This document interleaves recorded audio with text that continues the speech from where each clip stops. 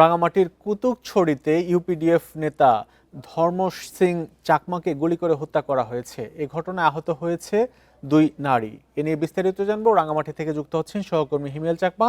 হিমেল, একটু জানাবেন এই যে ঘটনা ঘটলো, এই ঘটনার পর পুলিশের বক্তব্য কি, আর এখন পর্যন্ত কাউকে আটক করেছে কিনা বা সন্দেহের তীর কার দিকে?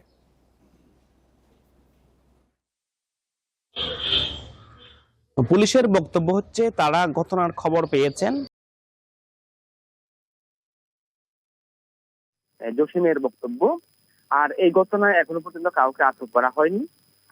ঘটনার প্রেক্ষাপটটা যদি বলি, যে আজ সকাল 6:45টার দিকে মূলত একদল সশস্ত্র সন্ত্রাসী, তারা রাঙামাটি সদর উপজেলার কুতুবছড়ি ইউনিয়নের, যেটা রাঙামাটি খাগড়াছড়ি সড়কের পাশে আবাসিক এলাকা নামক স্থানে, ধর্ম সিং চাকমা তাদের নিজ বাড়ি। ধর্ম সিং চাকমা হচ্ছেন যে প্রসিদ্ধ কিসার নেতৃত্বাধীন যে ইউপিডিএফ, তার যে সহযোগী যুব সংগঠন যুব গণতান্ত্রিক যুব ফোরামের তিনি কেন্দ্রীয় কমিটির সহ-সভাপতি।